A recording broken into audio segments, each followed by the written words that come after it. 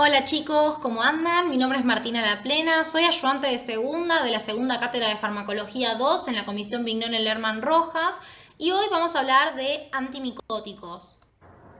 Antes de arrancar con lo que son los fármacos, me gustaría hablar un poco del contexto, ¿sí? ¿Por qué son importantes? ¿Por qué es importante saber tanto de las infecciones fúngicas como de su tratamiento? Entonces, si bien existen múltiples especies de hongos en la Tierra, van a ser muy pocas las especies que afecten al ser humano. Entonces, la importancia ¿sí? de estas infecciones va a radicar en su alta mortalidad y morbilidad debido al tipo de paciente en el que se presentan. ¿Sí? Entonces, en las últimas décadas, la incidencia de las infecciones fúngicas potencialmente mortales, ¿sí? Las graves, aumentó porque hay un aumento de las poblaciones de riesgo, que quienes van a ser los pacientes inmunodeficientes, ya sea porque son receptores de trasplantes, porque reciben quimioterapia contra el cáncer u otros fármacos inmunosupresores, o que presentan HIV y están en estadio de SIDA. Estas van a ser las poblaciones blanco que han aumentado en el último tiempo y por eso pueden llegar a tener formas graves, ¿sí? de infecciones por hongos. Como ya habrán visto, sí, a lo largo de la carrera, los hongos son organismos eucariotas, al igual que las células de nuestro cuerpo. Esto ha hecho muy difícil la generación de medicamentos que no causen una elevada toxicidad en nuestro organismo. Entonces, como vamos a ver a lo largo de la clase, los antifúngicos que hoy vamos a estudiar van a actuar sobre estructuras o procesos que generalmente no van a estar presentes en nuestras células. Y esto va a permitir, ¿sí?, que se pueda curar la infección sin causar tantos efectos adversos. ¿Sí? En este esquema podemos ver los distintos fármacos que vamos a ir desarrollando a lo largo de la clase y sus respectivos mecanismos de acción. Bien, yo acá les traje dos clasificaciones posibles de los antimicóticos. Esta, la primera, es según el mecanismo de acción, ¿sí? Para mí, por ahí es la que más les puede llegar a servir a la hora de estudiar, ¿sí? Que divide a los antimicóticos en inhibidores de la síntesis de la pared, en aquellos que alteran la función de membrana, aquellos que actúan a nivel de lo que es la síntesis de la membrana plasmática, aquellos que van a actuar sobre los microtúbulos y aquellos que actúan sobre la síntesis de ácidos nucleicos. Dentro del primer grupo tenemos a las equinocandinas, ¿sí? Después, dentro de los que alteran la síntesis de la función de membrana, tenemos a los polienos, que dentro de este grupo van a entrar la anfotericina B, muy importante, y entra también la nistatina. Después tenemos dentro de los fármacos que actúan sobre la síntesis de membrana los azoles y a la terbinafina. Dentro de los que actúan sobre los microtúbulos tenemos a la gliciofulvina y dentro de los que actúan sobre la síntesis de ácidos nucleicos tenemos a la flucitosina. Bueno, y después la segunda clasificación, que es según la estructura química. Esto les puede llegar a servir porque van a ver que algunos fármacos que pertenecen a la misma familia van a tener un mecanismo de acción semejante. Entonces, bueno, por ahí les facilita el estudio. Entonces, según esta clasificación, los vamos a dividir en antibióticos antimicóticos, antimicóticos sintéticos, pirimidinas fluoradas y alilaminas sintéticas. Dentro de los antibióticos antimicóticos tenemos a los polienos, que recuerden que era la anfotericina B y la nistatina. Vamos a tener también a las equinocandinas y a la gliciofulvina. Dentro de los antimicóticos sintéticos vamos a tener a los azoles, dentro de las pirimidinas fluoradas tenemos a la flucitosina y dentro de las alilaminas sintéticas tenemos a la terbinafina. Bien, en lo que resta de la clase, yo voy a ir desarrollando los fármacos, pero no voy a seguir el orden de estas clasificaciones, sino que los voy a ir nombrando en orden de importancia a la hora de estudiar, para que ustedes sepan priorizar en el examen qué fármacos no pueden dejar de saber. Bien, vamos a arrancar con la anfotericina B, que es el fármaco más relevante de la clase de hoy. La anfotericina B, como estuvimos hablando, es un antibiótico antimicótico y es un macrólido polieno. Como van a ver ahí en su estructura, podemos ver que es anfipático, eso le va a dar una baja solubilidad en agua. Es el fármaco antimicótico más antiguo y el que tiene un espectro más amplio de actividad. Vamos a ver a lo largo de la clase que cuando se administra por vía sistémica puede tener una elevada toxicidad, por eso hay que tener ciertos recaudos a la hora de administrarlo. Y en cuanto a lo que es su mecanismo de acción, ¿sí? Su diana terapéutica es el ergosterol de las bicapas lipídicas. Entonces, la anfotericina B está representada en el esquema como este óvalo negro, mientras que el ergosterol está representado como este rectángulo verde. Esto de acá es un esquema de una membrana lipídica normal. Vamos a ver que el ergosterol va a estar como insertado en la misma. Ahora, ¿qué pasa? La anfotericina B lo que va a hacer es formar agregados, ¿sí?, con el ergosterol y lo va a sustraer a manera de esponja de las bicapas lipídicas. Esto lo que va a hacer es alterar la permeabilidad de la membrana fúngica y causar la muerte del hongo, es decir, que es un fármaco que es fungicida. Ahora, para alcanzar su diana terapéutica, la anfotericina B tiene que atravesar la pared celular del hongo, hecho que puede desempeñar un papel en los mecanismos de resistencia y que va a tener importancia en la posible sinergia con otros antifúngicos que vayan a actuar sobre la pared. En cuanto a lo que es la resistencia a la anfotericina B, vamos a ver que el desarrollo de la misma es raro y que en general cuando se da es porque hay una disminución en la cantidad de ergosterol en la membrana o porque hay una alteración en la composición de los fosfolípidos que hacen que la anfotericina sea menos afín. Vamos a hablar un poco de lo que son las formulaciones de la anfotericina. Vamos a tener 4.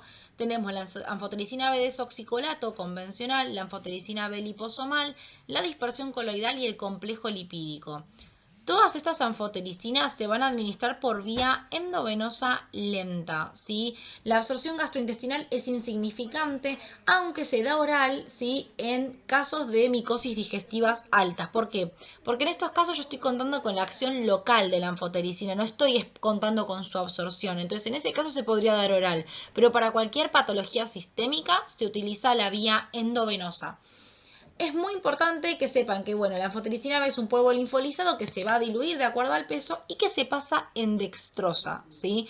¿Por qué? Porque si yo la paso con soluciones, con electrolitos, como por ejemplo la solución fisiológica, se puede agregar y complicar la infusión. Entonces hay que pasarla en dextrosa. Y otra cosa muy importante es que previo a la infusión de la anfotericina, yo tengo que dar una carga de potasio y expandir al paciente con 500 mililitros de solución fisiológica. Esto vamos a ver por qué es importante cuando veamos los efectos adversos, pero siempre recuerden eso.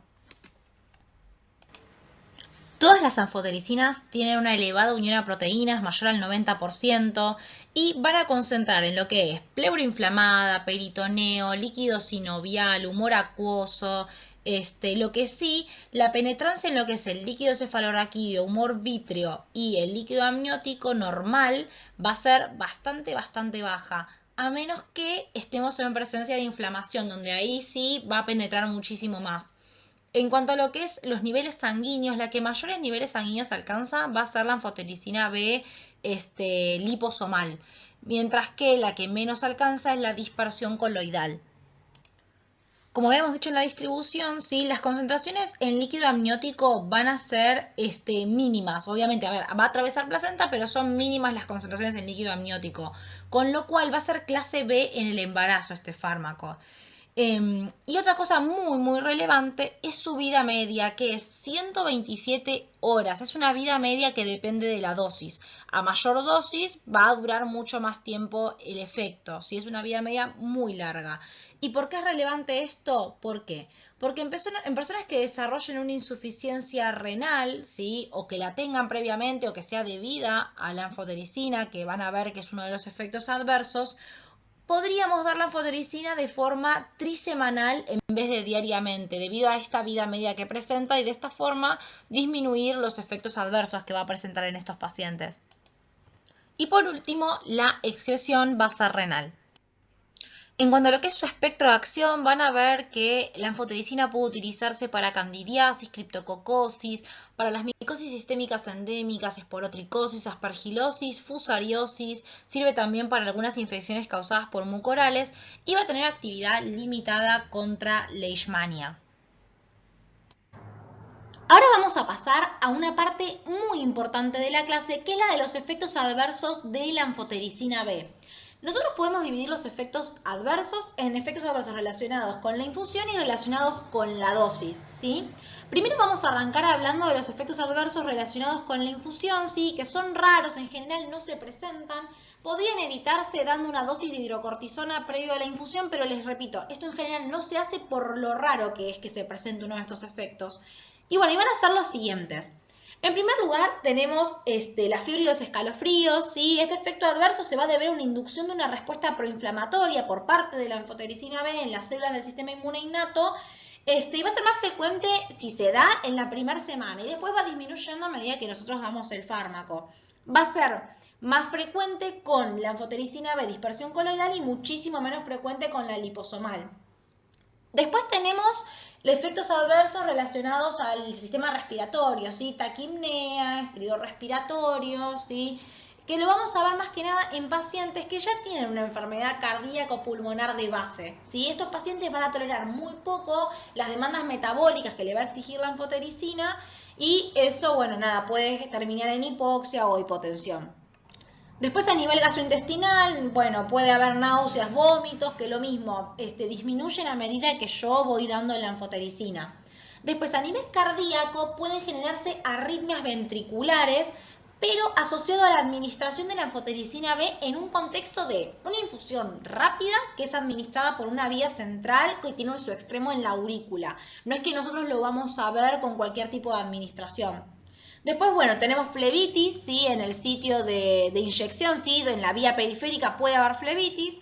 Y después puede haber reacciones anafilácticas que de vuelta son muy raras, pero cuando se generan se van a dar con la anfotericina B desoxicolato, ¿sí? Con la convencional.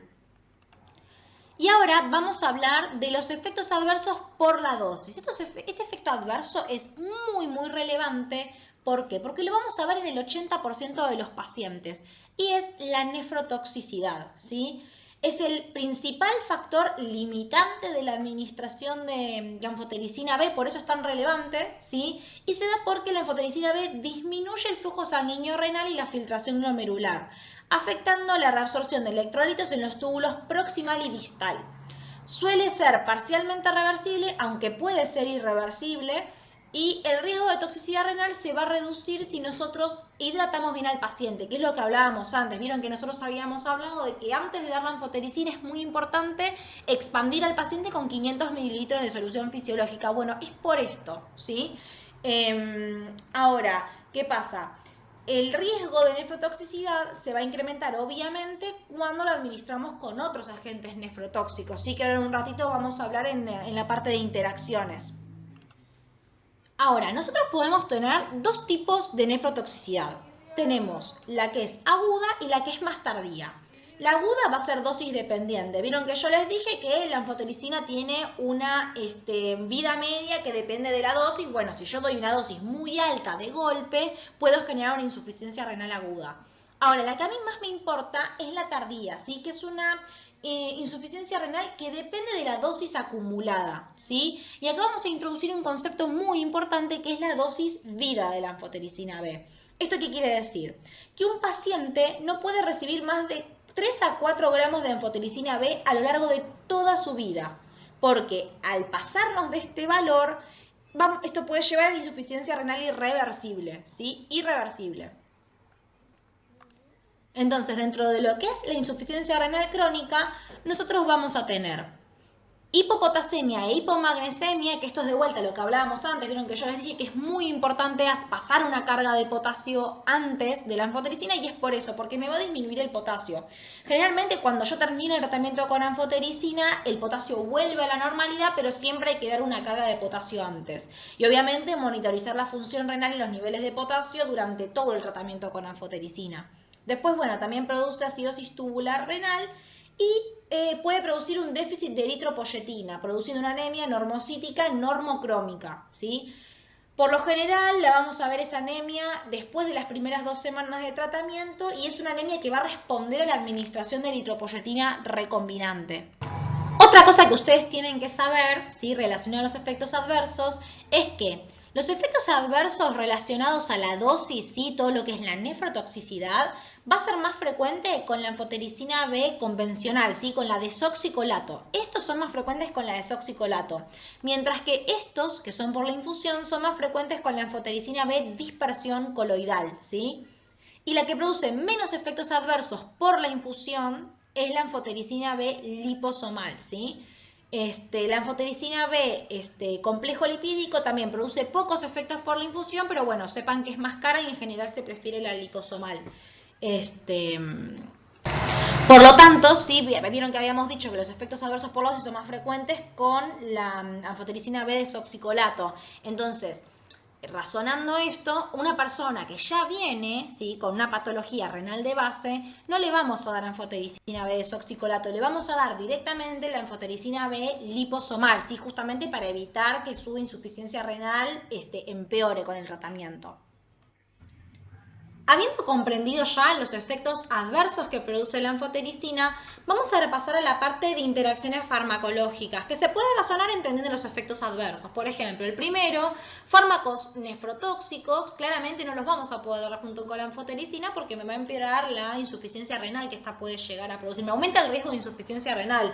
Entonces, no la vamos a dar junto con aminoglucósidos, ciclosporina, AINES, foscarnet, cidofovir, cisplatina, etcétera, ¿sí? Después también tenemos los fármacos digitálicos y los relajantes musculares. ¿Por qué? Porque estos producen también hipopotasemia. Entonces, nada, aumenta mucho el riesgo de toxicidad cuando los combinamos. Y después tenemos los corticoides y la corticotropina y bueno, los diuréticos de azotiacidas. ¿Por qué? Porque también aumentan las pérdidas de potasio, entonces me empeorarían la hipopotasemia. ¿Se entienden estos efectos? Tiene que ver mucho con lo que veníamos hablando antes. Y ahora vamos a pasar a hablar de la nistatina, que más que por su importancia, lo voy a poner seguido de la anfotericina debido a las similitudes entre ambas. La nistatina también es un macrólido polieno que va a actuar de la misma forma que la anfotericina B debido a que tiene una estructura química muy similar, ¿sí? El mecanismo de acción va a ser el mismo, con la diferencia de que la nistatina se administra por vía tópica debido a su elevada toxicidad cuando la damos por vía sistémica. Y se va a usar principalmente para candidiasis mugocutánea. Y va a ser fungistática o fungicida dependiendo a la dosis en la que nosotros lo estemos dando. Vamos a pasar ahora a los azoles, que en importancia es el segundo grupo de fármacos más importantes de la clase de hoy. Los azoles, si bien recuerdan de lo que dijimos antes, son antimicóticos sintéticos que iban a alterar la síntesis de la membrana citoplasmática. Todos los azoles van a tener el mismo mecanismo de acción, que es el siguiente. Lo que van a hacer es perjudicar la biosíntesis de ergosterol al inhibir a la 14-alfa-esterol desmetilasa, que es una enzima que pertenece al grupo de enzimas del CYP3A, que va a convertir el lanosterol en ergosterol, que es esencial para la síntesis de la membrana plasmática fúngica. Como ven acá en el gráfico, esto es lo que pasa normalmente, ¿sí? Se produce ergosterol y el ergosterol se va a insertar en la membrana citoplasmática. Ahora, cuando nosotros damos los azoles e inhibimos la 14-alfa-esterol desmetilasa, lo que va a pasar es que los precursores van a ir por otra vía metabólica que va a dar como origen 14-alfa-metilesteroles, ¿sí?, que son tóxicos. Esto lo que van a hacer es deteriorar las funciones de ciertos sistemas enzimáticos que están unidos a la membrana, y esto va a hacer que se inhiba el crecimiento de los hongos.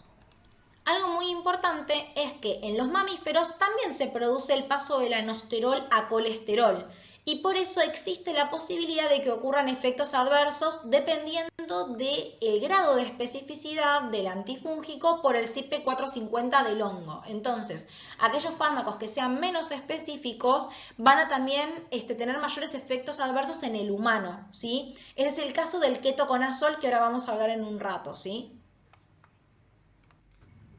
Los azoles los vamos a clasificar en dos grupos.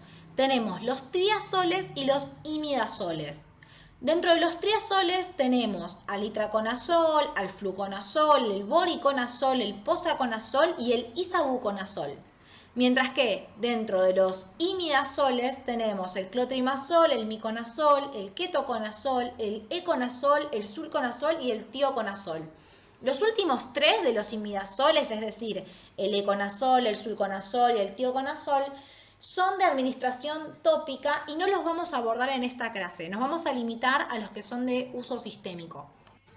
El espectro de los azoles van a ver que es muy parecido al de la anfotericina B. Al igual que la anfotericina, va a cubrir cándida, cripto, va a cubrir las micosis sistémicas endémicas, va a cubrir Sporotrix, aspergillus solamente los triazoles, eso es muy importante, va a cubrir fusarium. Sepan que para esporotricosis, aspergilosis y fusariosis va a haber una susceptibilidad intermedia.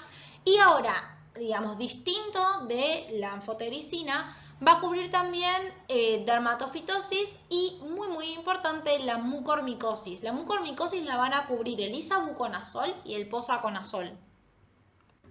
Vamos a arrancar hablando de los triazoles. Dentro de los triazoles vamos a arrancar por el itraconazol. Yo acá les armé una diapositiva única por cada azol para que les sirva como una especie de ficha a la hora de estudiar. Obviamente ustedes hagan sus resúmenes, pero por ahí esto les ayuda como para intentar ver los fármacos y que sea un poco más visual.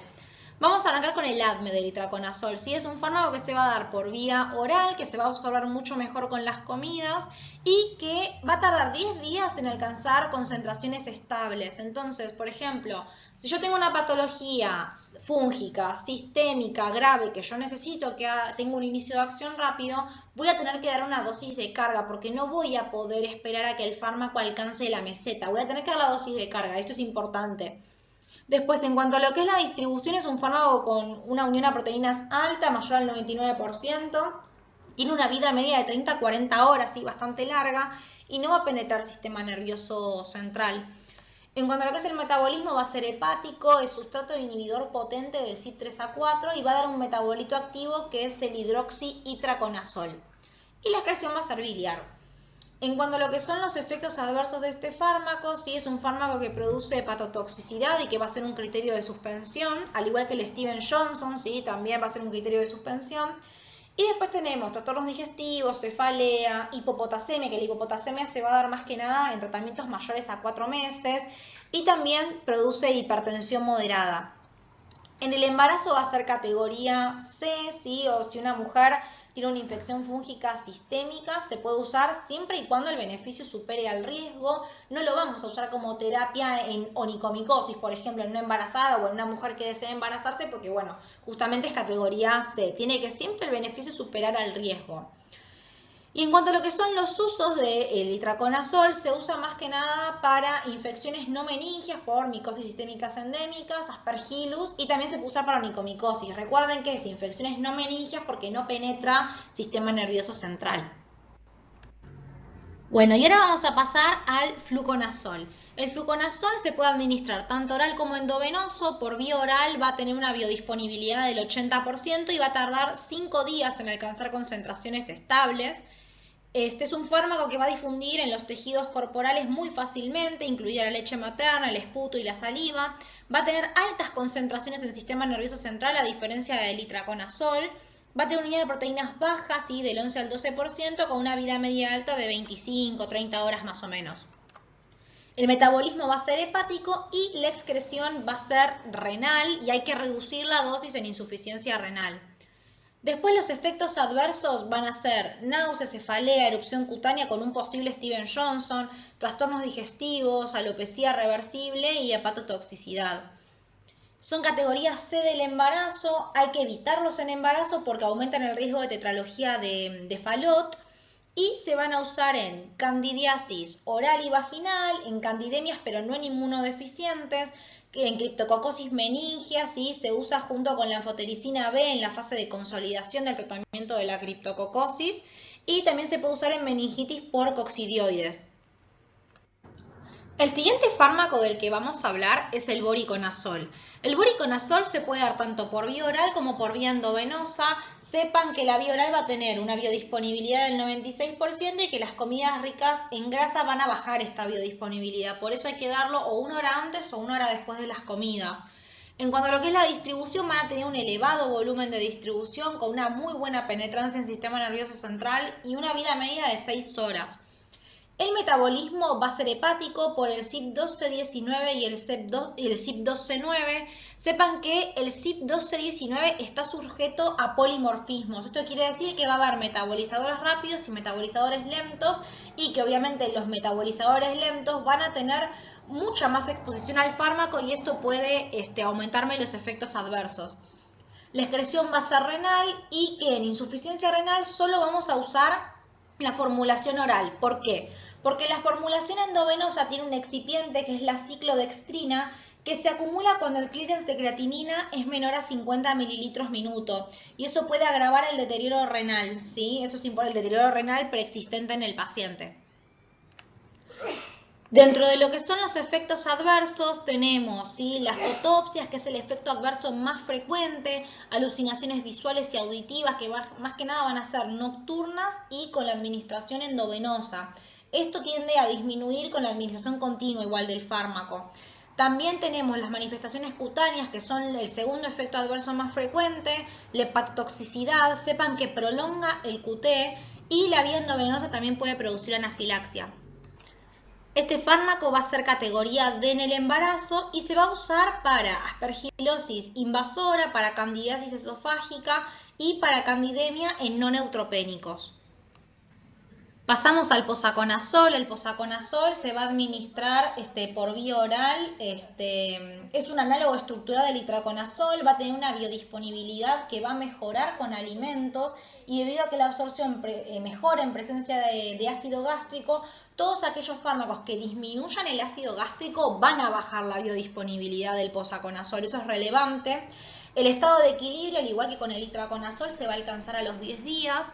Dentro de lo que es la distribución, va a tener un gran volumen de distribución con una unión a proteínas mayor al 98% y una vida media de 25 a 31 horas. El metabolismo sí va a ser hepático por glucuronidación, va a tener una excreción biliar y dentro de lo que son los efectos adversos tenemos náuseas, vómitos, diarrea, dolor abdominal, cefalea y exantema. En el embarazo van a ser categoría C y se va a usar para candidiasis orofaringeas, ¿sí? Aunque se prefiere el fluconazol por seguridad y por costos.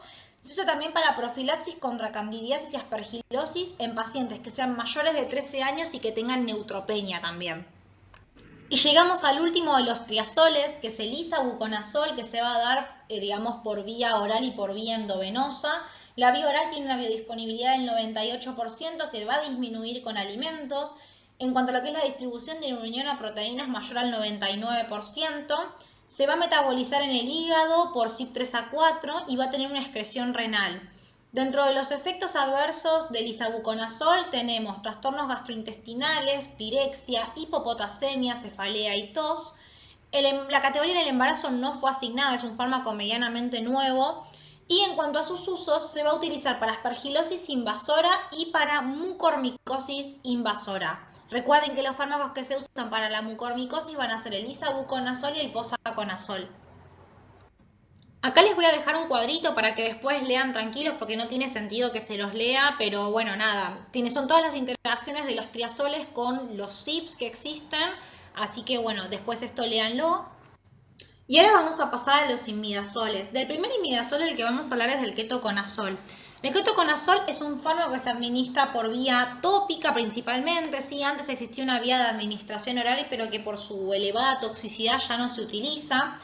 Este es un fármaco que tiene una distribución muy amplia, si bien no penetra en el sistema nervioso central, a menos que se usen dosis muy altas, va a tener una vida media de 8 horas. El metabolismo va a ser hepático, ¿sí? Por el CYP3A4, y va a tener una excreción que es renal y que es biliar a su vez.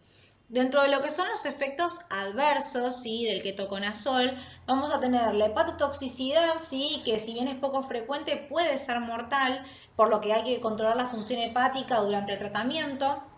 Puede tener también molestias gastrointestinales, prurito, y también la inhibición de la síntesis de corticosteroides y de la testosterona. Esto se va a dar con dosis muy altas de tratamiento y sepan que el déficit de testosterona puede incluso llevar a la ginecomastia. Bien, es un fármaco que va a ser categoría C en el embarazo y que lo vamos a usar para dermatofitosis, pityriasis versicolor y para la dermatitis seborreica. Dentro de lo que son las interacciones del ketoconazol, más que nada van a ser relacionadas al CYP3A4. Por ejemplo, la ciclosporina, que es un inmunomodulador, al ser un inhibidor del CYP3A4, va a aumentarme las concentraciones del ketoconazol. Contrario a lo que hace la rifampicina, que es un inductor del CYP, con lo cual me va a disminuir los niveles plasmáticos de ketoconazol. Y después tenemos a los bloqueantes H2 y los antiácidos, que reducen la absorción del ketoconazol cuando se administra por vía oral.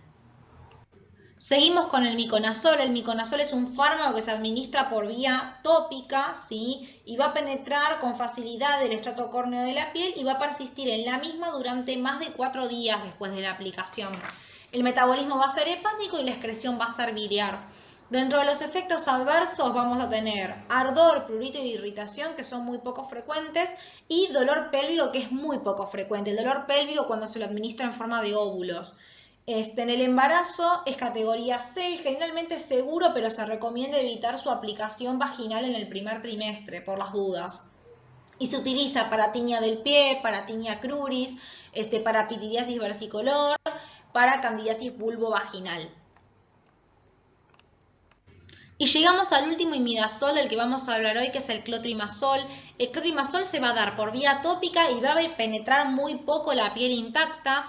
El metabolismo va a ser hepático y la excreción va a ser biliar.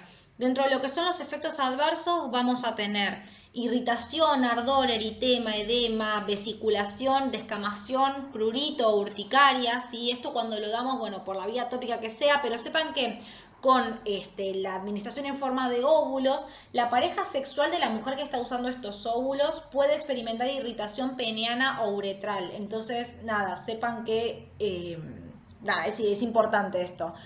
Y también por la administración de óvulos puede haber dolor pélvico.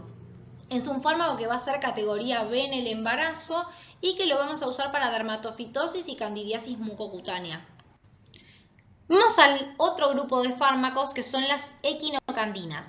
Las equinocandinas, si recuerdan de la clasificación anterior, pertenecían a los antibióticos antimicóticos y lo que iban a hacer era inhibir la síntesis de la pared fúngica. Las equinocandinas son fármacos que tienen un gran tamaño molecular, con lo cual yo no los voy a poder dar por vía oral porque no se van a absorber, los voy a tener que dar por vía endovenosa, ¿sí? Y en cuanto a lo que es el mecanismo de acción, las equinocandinas inhiben al complejo glucanosintasa, que está en la membrana citoplasmática del hongo. Este complejo lo que va a hacer es producir el beta-1,3-glucano, que es un componente fundamental de la pared, es decir, lo produce acá en la membrana citoplasmática y pasa y va a formar parte de la pared, ¿sí? Junto con la quitina. Entonces, al no producir el componente fundamental de la pared fúngica, va a haber una pérdida de la integridad de la misma, ¿sí? Bien, el espectro de las equinocandinas es muy simple. Van a tener actividad fungicida contra especies de cándida y van a ser fungistáticos contra especies de aspergillus. Sepan que aspergillus solamente lo va a cubrir la caspofungina. Y hablando de caspofungina, vamos a hablar de qué tipos de equinocandinas tenemos a disposición. Tenemos la caspofungina, la nidulafungina y la micafungina. Todas, como hablamos antes, se van a administrar por vía endovenosa debido a que su gran tamaño molecular no me va a permitir darlas por vía oral. Después, en cuanto a lo que es la distribución, todas tienen una unión a proteínas mayor al 95%. Sepan que la nidulafungina es la que tiene mayor vida media y mayor volumen de distribución. Y después el metabolismo va a ser distinto en todas. Por ejemplo, la caspofungina tiene un metabolismo hepático que es por hidrólisis y N-acetilación.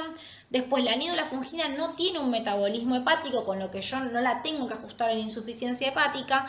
Y después la micafungina que se metaboliza en el hígado pero por CYP3A4 y además también es un inhibidor leve del CYP3A4.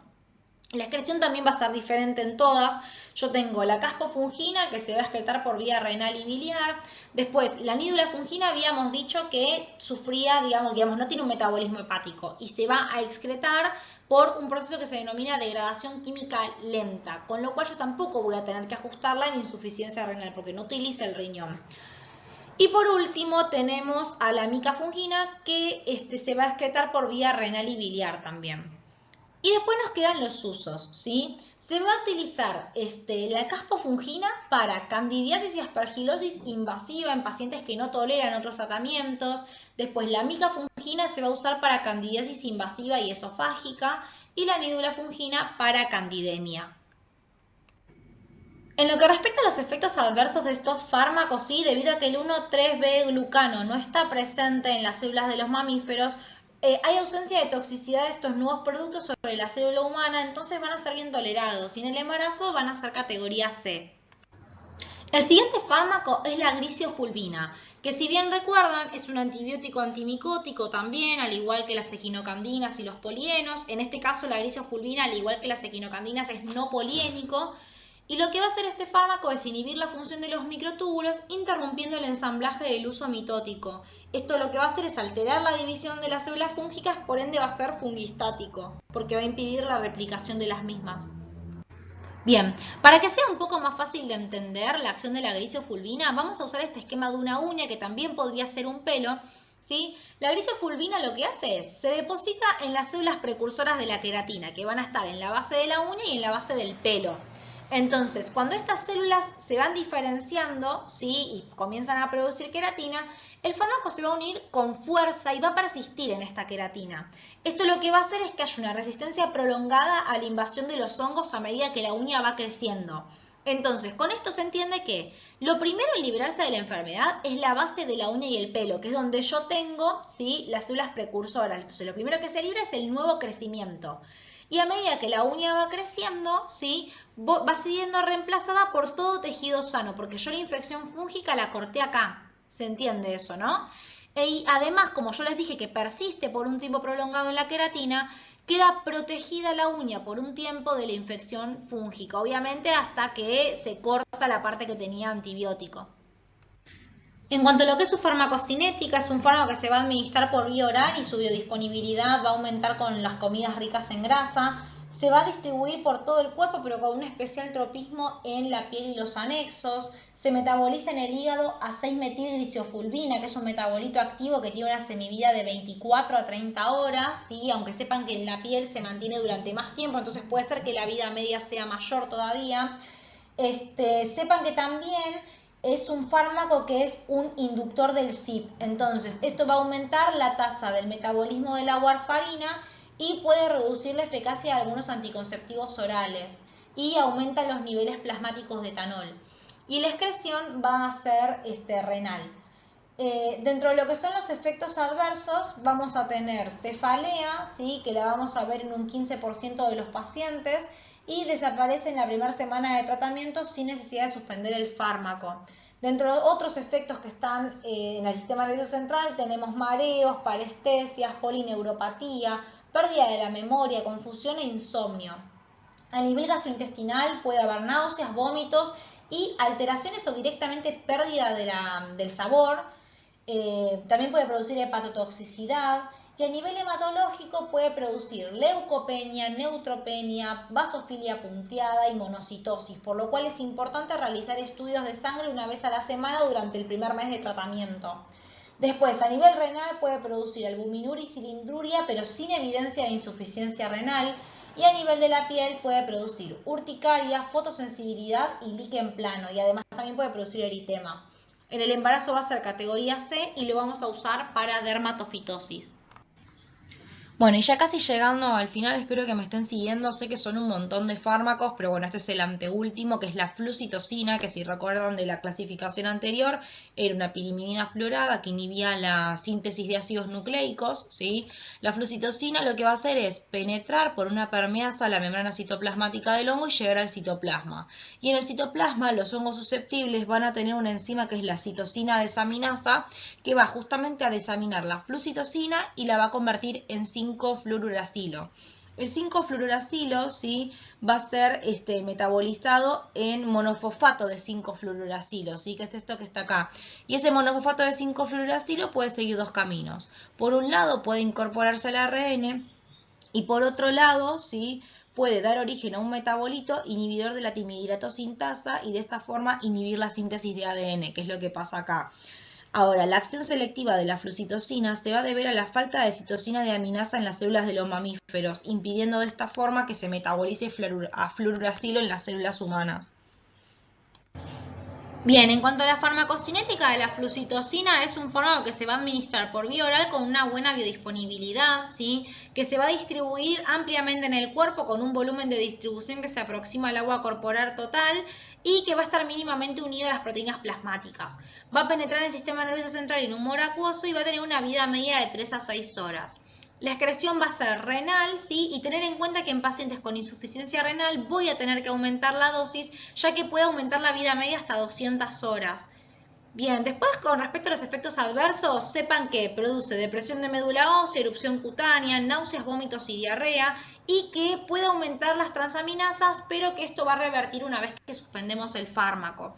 Y dentro de lo que son los usos, se utiliza como agente coadyuvante junto con la anfotericina B en la fase de inducción en la terapia de meningitis por criptococo. Bueno, y finalmente llegamos al último fármaco, que es la terbinafina, que si ustedes recuerdan, este fármaco era una lilamina sintética que lo que hacía era alterar la síntesis de la membrana citoplasmática. Lo que va a hacer la terbinafina, así, es inhibir a la escualeno-epoxidasa fúngica y esto lo que va a hacer es reducir la biosíntesis del ergosterol. En cuanto a lo que es su farmacocinética, la terbinafina se puede administrar por vía oral y por vía tópica y su biodisponibilidad va a bajar por primer paso hepático. En cuanto a lo que es su distribución, es un fármaco que se va a acumular en la piel, las uñas y la grasa, que va a tener una vida media inicial de 12 horas, pero que se extiende a 200-400 horas en estado estacionario. En cuanto a lo que es su metabolismo, va a ser hepático y no se va a recomendar en insuficiencia hepática, y la excreción va a ser renal y tampoco se va a recomendar en insuficiencia renal. Sus efectos adversos van a ser, bueno, a nivel del sistema nervioso central puede producir cefalea, después también produce efectos adversos gastrointestinales, puede producir exantema, hepatotoxicidad, neutropenia grave y puede también producir síndrome de Stevens-Johnson y necrólisis epidérmica tóxica. Y lo vamos a usar para dermatofitosis y para la onicomicosis. Bueno, y ahora sí, llegamos al final, ¿sí? Les agradezco por haberse quedado hasta acá y esta es la bibliografía que usé para hacer las diapos.